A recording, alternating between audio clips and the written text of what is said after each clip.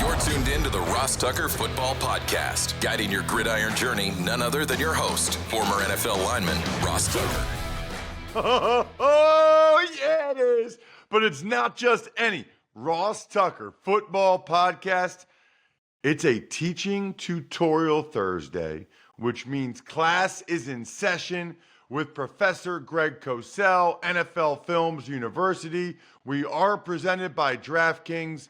Man, I love those guys just as much as I love you guys. Make sure you use the code ROSS when you make any wager over at DraftKings Sportsbook. Then you get the codes, whether it's for the NBA playoffs or it's for hockey or obviously the NFL draft being a week away. We talked a lot on the Even Money Betting Podcast about some of the props you should be looking at. Still a bunch of states out there where you can bet on the NFL draft on the DK Sportsbook, and still a very, very profitable venture for a lot of people. Just make sure you're using the code Ross. You can check us out on social media. I'm at Ross Tucker NFL, every platform. And really, if you interact with me or at Ross Tucker Pod, you have a great chance to get a signed autograph every single week as the Spread the Word winner. And then the sponsor confirmation email when you're taking advantage of any of the sponsors that you hear on the show, like Good Ranchers, or you just send me a picture of you drinking a Labatt Blue, which I love. And then we're always on YouTube. More and more people watch the show, especially the Greg Cosell episodes, youtube.com/Ross Tucker NFL. It's Big Show time. The Big Show. Okay, Greg, I want to get into the linebackers today. We'll do linebackers today, and then we'll do D-line next week. But if it's okay, hopefully we'll get you earlier in the week because I don't want to wait till Thursday, and then the draft's that night. So probably have you on Wednesday next week to have plenty of time for people to digest the episode before the draft on Thursday night. You know, not a lot of news this week, Greg. I guess I always like asking about some of the guys because it's a learning lesson. So J.K. Dobbins signed with the Chargers yesterday. We know he's had kind of a horrific injury history here in the NFL. I guess I'm curious if he is healthy, when he is healthy, what is he? And do you think he's a really good back, Greg, or do you think he really benefited greatly from sort of the Ravens system and Lamar Jackson? Well, there's no question any back would benefit from that because that Greg Roman system, that's the system in which he played because obviously he did not play this past year under Todd Monken. That benefits any back, and having Lamar as being a featured part of the run game really helps. But Dobbins is a big guy. He's got very good traits. We just don't know what he is at this point because of the unfortunate nature of just too many injuries. But, you know, he's physical. He had really good speed coming out of Ohio State. Obviously, Harbaugh with the Chargers wants to run the football, so he's looking for backs. I think that's going to be his starting approach, just as it was in college. That's the way he sees the game. So there's nothing wrong with taking a flyer on a guy that has really good traits if he can get back to being that guy, which no one really knows. I mean, you get the medical reports, and I'm sure they say he's okay, but you just never know when a guy misses so much time and has so many injuries that have built up. Two other guys I wanted to ask you about, veterans that both signed extensions this week, because I think it's instructive as we head into the draft. One is the Eagles receiver, DeVonta Smith. I think it's so interesting, Greg. Yeah. There were a lot of concerns about his frame and how slender he was coming into the NFL. I want to say he's maybe missed one game. He's been tremendous for 3 years.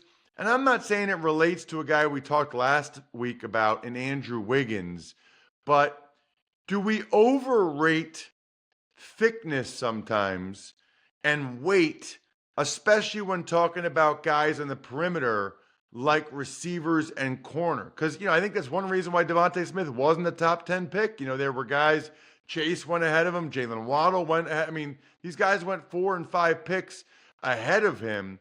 Do we overweight that a little bit? Is there a lesson? Is there a draft lesson from DeVonta Smith, Greg? Well, First of all, I think he's a terrific receiver, and I love the way he runs routes. I love the nuance and detail with which he plays. He's shown the ability to make contested catches, which, don't forget, his weight was a legitimate question. Just because he's played, in a sense, beyond that and become a really good receiver doesn't mean that it was not discussed in war rooms in the National Football League. But I think the game has changed a little bit, Ross, the NFL game. First of all, you can't be as physical as a corner. Number two, with a lot more motion, a lot more stacks, a lot more bunch, all these kinds of things impact the ability to play physically against receivers. It's much harder to press them.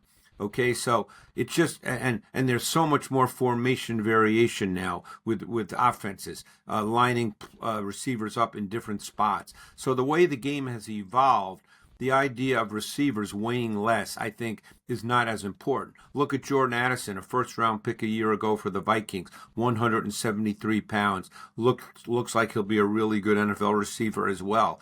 So, again, does everybody want guys who are 6'3", 210 who run fast? Of course they do. But, I think, look at Tank Dell.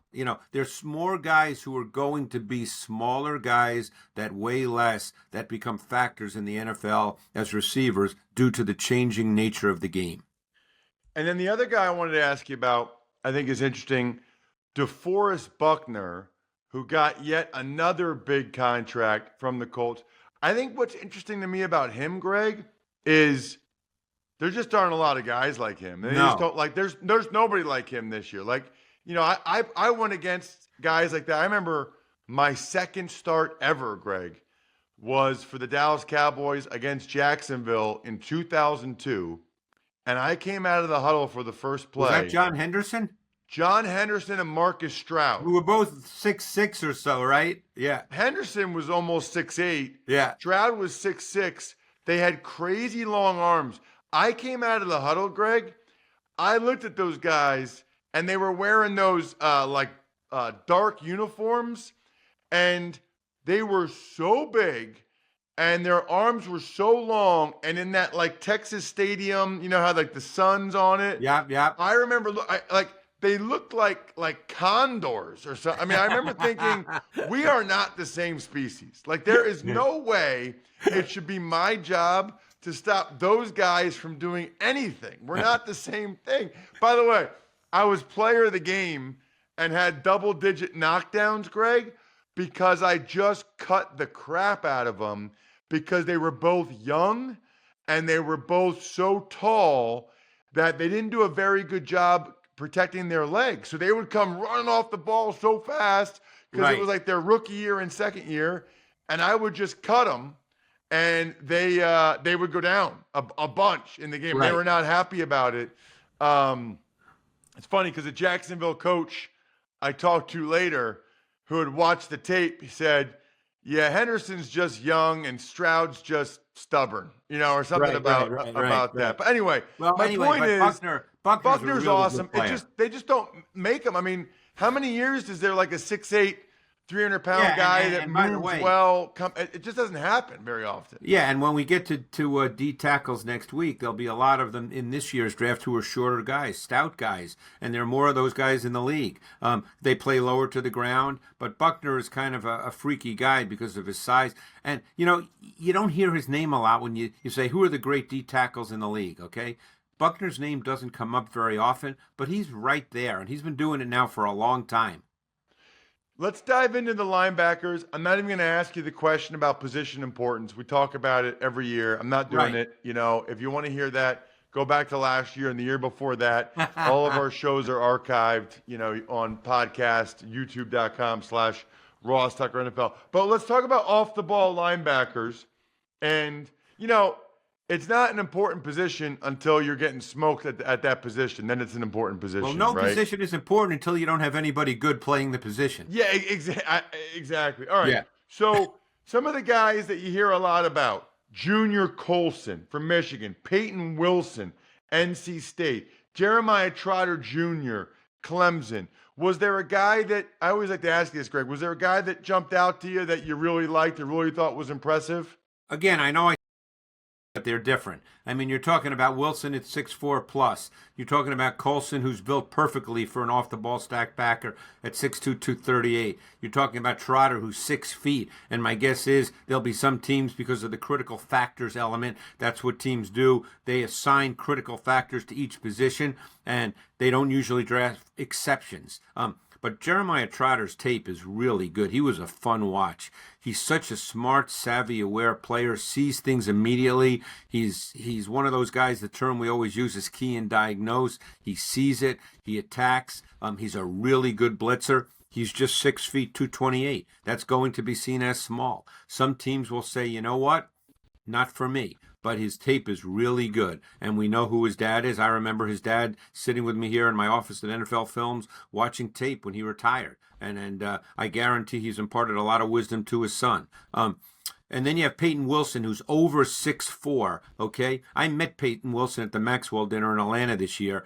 I mean, he looks thin. He's 6'4", 233, 234, but man, he has a waist that I would love to have, Ross, He's an explosive mover. He's long. He's athletic. He's got really good speed. He's a sideline-to-sideline player. At North Carolina State, he played everywhere, but he's going to be a stack backer. I talked to him about that. Teams see him as a stack backer. He's a really intriguing player because he brings length and speed. And, as you said, we're not going to talk about the importance or lack thereof, depending on what people think. But I'll tell you one thing. When your linebackers are fast, your defense looks fast. Think about the Ravens with Queen and Smith. Queen's obviously not there anymore, but when your linebackers are fast, your defense looks fast. And Wilson can run. And then Junior Colson, to me, is just a really, really solid prospect. Like, I don't see him as an impact playmaker type, Ross, but he reminds me of, I'm going to give you 3 names. And again, these just popped into my head when I was watching Colson. He's like a Jordan Hicks or Jermaine Pratt, as Zaire Franklin, just really solid players who are going to make a lot of tackles. You might not call them impact playmakers, game changers, but I always feel like every team needs those kinds of players. Well, I mean, there's a reason why those guys have all gotten contracts, right? And Jordan Hicks has been in the league, 10, 11 years now? And, Zaire Franklin makes a ton of tackles. You agree with me, though. You wouldn't say any one of those guys is an impact game-changing playmaker, but they're just really good players. 1,000%. And it's interesting because the Eagles, people talk a lot about the Eagles and linebackers. They would have been happy to have Jordan Hicks the last 5 years. Oh, without question. They would have been happy to still have T.J. Edwards last year. They're considered just solid players until they go somewhere else and you have guys that are less than solid, and then you're like, oh, no, they were actually good. Well, it's funny because the draft is different from when you talk to defensive coaches. I remember when Steve Spagnuolo, the year he took off, and he was in my office almost every Monday watching tape to stay close to the game, and I got to know Spags really well. And we would have great conversations about different positions on defense. And the one thing, this is the way coaches think, which is different than fans, draft gurus, whatever you want to call whatever we do. And he said, the thing is, if you don't have good players at certain positions, it limits your playbook. And I don't think people think like that, but coaches do, because they can't do certain things if they don't feel that the player at a given position is not good enough to be able to do those things. And that changes the way they go about game planning, putting together their defense, calling a game. So, it's easy to say a position is not important until you don't have a good guy there. It's such a good point, Greg. Another good point? Labatt Blue is delicious. I love it. I can't wait for A, this weekend, and B, a week from the night, NFL draft.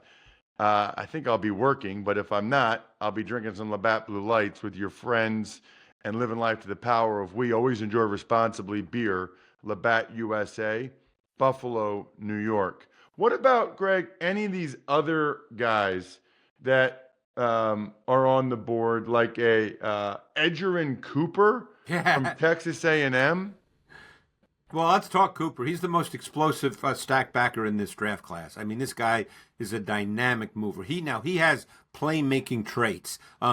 He's going to have to play more physically at the NFL level. He's not sort of a take-on, stack and shed guy, which leads me to believe he'll start his career in sub-defenses. But this guy is explosive. He's a dynamic blitzer. There's no question, just in terms of sheer athletic movement and twitch and suddenness, that he is the number one guy at the stack backer position in this draft class, which, again, doesn't mean he's going to be the best player the second he walks in, day one in the league. But this guy is dynamic, and he will play early, but I think it'll be in sub-defenses. You know what I think, Greg, that we don't talk enough about, especially at off-the-ball linebacker and at safety? I feel like those positions are such thinking, football intelligence, instinct positions. And I feel like we talk a lot about explosiveness. And look, to me, that's really a nice to have. But I think of so many guys like a TJ Edwards or whoever that, don't have outstanding physical ability, but it seems like they're always a step ahead of everybody else out there. And then, because, Greg, there's a lot of guys that ran fast at the combine and can jump and all that stuff, and it doesn't work out for them in the NFL playing line. I mean, think about Davion Taylor with the Eagles, right? Jamin Davis from Washington, 6'3", 235, phenomenal athlete. But to this day, after, 3 years in the league, maybe 4, somewhere around there, it just hasn't clicked. Kenneth Murray, who just signed with the Titans this offseason. Better athlete, same draft as Patrick Queen. Better athlete than Queen. Didn't quite work out for him so far. I agree with you 100%. The key diagnose element, the ability to see it, is so important. Then when you have a guy who's a great athlete and is high-level key diagnose, then you got Luke Kuechly. Right. That's exactly right. That's exactly right. To have and I would say this, I'd rather have a lesser athlete who can key and diagnose than a better athlete who can't. Right? Right? That's TJ Edwards. Right. That guy can play. I think you have a tough time playing with a guy that can't key and diagnose. I mean, that just because, the other thing we don't talk about enough too, Greg? These guys are the green dots. These guys are the leaders. These are the guys that are at the front of the huddle. And I'm not saying that you have to have a good player there, but I will say I think it helps if the guy talking to the rest of the defense every play is a good player that is respected and has leadership skills as opposed to just some guy. No, I agree. I mean, that's why, I mentioned Cooper. He's dynamic, explosive. I think it'll take him a little time. But then there's other guys, like I would bet Jeremiah Trotter. And again, I don't know who's going to draft him. I don't, there's so many variables, as we know. But it would not surprise me if Jeremiah Trotter becomes a starting linebacker and is a solid player. Nick Bolton was a second-round pick. He's under 6 feet. There's a linebacker from Michigan who played with Colson named Michael Barrett. Just under 6 feet. Very similar measurables. Some athletic testing measurables were better than Nick Bolton's. Now, I'm not going to sit here and say he's Nick Bolton. You never know that. But I mean, watching him, I thought, this guy can play in the league. And it wouldn't surprise me if somewhere along the line he starts, depending on the team and depending on deployment. There's so many factors. But I think your point's a really good one. You want that guy. He has to be able to see things, understand formations. Look, I remember, as I said, I sat here with Jeremiah Trotter years ago, the dad, and as soon as tape came up, he would immediately say, oh, the back is 7 yards here, the tight end is here. I mean, he just saw things instantaneously. Yeah, a couple thoughts, Greg. Number one, played with and against Trotter. They don't make him like that guy anymore. No. I mean, he was all of 260, 265, Greg, with an enormous lower body, very powerful, and he really would rather run into the offensive lineman than avoid him. And it's funny because you and I were talking off air about power and how important it is when there's a linebacker that has that kind of power. they can make you miss easily because Yep. you know that they want to come downhill and jack you up. So if they make a move ever, you're like, oh crap, you weren't expecting that. And that was Trotter. It's interesting to me that his son, is 30 pounds lighter. I think that's probably a product of sort of what the game's like now. He's probably not trying to get bigger. He's probably No, trying. he's only 6 feet. He's not going to be 250. I mean, he's Right. 6 feet, 228. He's a really good player, the son. I mean, I really my enjoyed question watching him. on the height, whether it's Michael Barrett at Michigan or Trotter Jr., is it the height and weight, right? Being 230 or whatever, is it the size to get off of blocks? Is it the height to run with a tight end? Like, for a linebacker, in your opinion, Greg, where's the biggest concern there with the size? Well, I think there's a physicality element when you're smaller, and I think your point about being able to play man coverage, you do get a little bit limited because they have to play backs as opposed to tight ends. So that does limit you to some degree with what you can do on the defensive side of the ball. It's not likely Jeremiah Trotter, as much as I liked his tape and I think he's a really good football player, is going to match up man-to-man to quality tight ends in the NFL. But I'll give you an example. I think Trotter, and they're similar in size, I think Trotter is a better prospect coming out than Nakobe Dean was when he came out of Georgia. And they're similar in terms of height and weight. Check him out on social media at Greg Cosell. He is the man. Thank you, Greg. Thanks, Ross. Man, I don't know about you, Greg, but I am tired of my favorite cut of beef or chicken. Seems like it costs more and weighs less every time we've ever gotten it at the grocery store. That's why I'm all about Good Ranchers now and their price lock guarantee. The only price lock on the 100% American meat you can find. You do not want to miss it. During their April Price Shield campaign, Good Ranchers is locking in your price until 2026 when you subscribe to any one of their boxes full of 100% American meat and seafood that they ship right to your door. Awesome. Beef, chicken, pork, wild-caught seafood. Plus, I got you guys an extra 10% off your subscription with code ROSS at goodranchers.com today. Absolutely love the transparency. You know exactly what you're getting. Use the code ROSS, goodranchers.com. Tuck's Takes. All right, Ross, here's some transactions of note. The Chargers, they signed former Ravens running back J.K. Dobbins. The Miami Dolphins GM Chris Greer announced that the team will pick up the fifth-year option for both Jalen Waddle and Jalen Phillips. Niners, they signed wide receiver, punt returner Trent Taylor. And the Cowboys, they bring in running back Royce Freeman. So for J.K. Dobbins, I just hope he's healthy, and I hope he stays healthy. He wanted a new contract. He didn't get it, and he showed why he wanted the new contract, because you're always a play away from potentially having a career-altering or career-ending injury. That's what the players are aware of. We'll have a lot more conversation about fifth-year options being picked up, Jack, next week, or actually probably 2 weeks from now. Most teams wait till after the draft, see how the draft unfolds. The thought process is, why pick it up until you have to? What if something happens with the guy, right? And then for those signings you mentioned, the Cowboys signing Royce Freeman, I mean, the Cowboys are absolutely telegraphing that they're taking a running back in one of the first 3 rounds. And so I don't think that's a good way to enter the draft. I'll probably write about it for my column at the 33rd team next week. And do you have any thoughts on that story from Seth Wickersham and Don Van Natta about Bill Belichick not being able to find a job? I do. First of all, I think Andrew's having them on the Business of Sports this week, right? That is correct.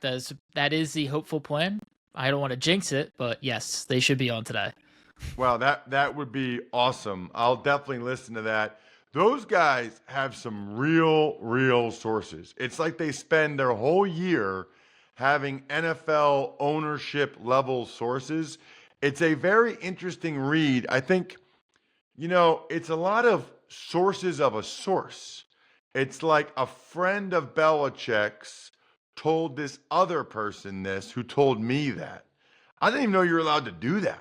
You're allowed to do secondhand sources like that. I mean, the net result is not surprising. I think that Belichick is not for everyone. And, a lot of people in life don't want to work with someone that's not fun to work with. Can you imagine being a multi-billionaire? Do you really want to work with a guy that a lot of people think is kind of a jerk in terms of how he handles himself? Like, I wouldn't. Hey, my only rule, if I'm a multi-billionaire, I'm not hiring anybody that I think is a jerk or I don't want to work with. That's my rule. And I get everything else that's out there about him, and I know how much success he's had. But I kind of don't blame the owners that don't want to have to deal with that on a day-to-day basis. I think we're done here. Thanks for tuning in to the Ross Tucker Football Podcast. Make sure to also check out Even Money, Fantasy Feast, and College Draft, all on the DraftKings Network on Samsung TV Plus, YouTube, or subscribe to the podcast on your favorite platform. Shout out myfrontpagestory.com. Man, Mother's Day will be here before you know it. You guys know how passionate I am about this business that I'm heavily involved in. Myfrontpagestory.com. If there's a better Mother's Day gift, or for that matter, anniversary gift, birthday gift, I'm not aware of it. Backofficescheduler.com, steakhousesports.com, humanheadnyc.com, Sporticulture, Pizza Boy Brewing.